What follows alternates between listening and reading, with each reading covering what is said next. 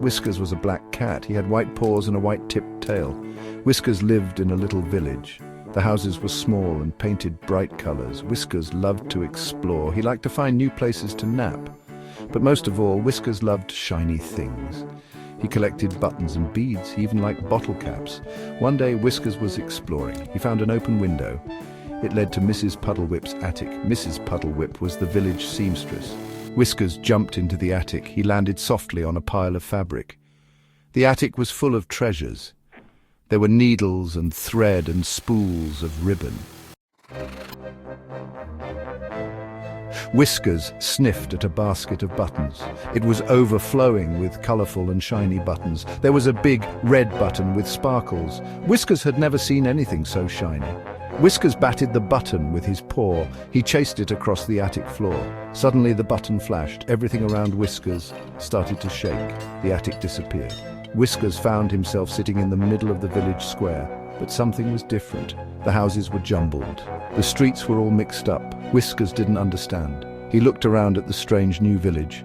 The button lay on the ground beside him. It was no longer shiny. It looked dull and grey.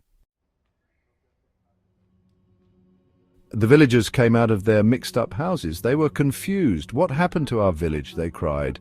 "Everything is in the wrong place." Mrs. Puddlewhip came out of her shop. It was now attached to the baker's oven.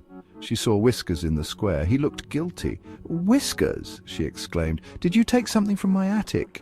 Whiskers twitched his tail. He looked at the button at his feet. Mrs. Puddlewhip saw the button. She gasped. "That's my magic button!" she cried. "It must have fallen from the sky, from a wandering star," she explained to the villagers. Mrs. Puddlewhip picked up the button. She held it tight. Slowly, the village began to change back to normal. The houses moved back into place. The streets straightened. Soon, everything was back to the way it was before. The villagers cheered. They thanked Mrs. Puddlewhip. Whiskers watched from the corner of the square. He felt a little bit bad for causing so much trouble. Maybe some shiny things were best left alone.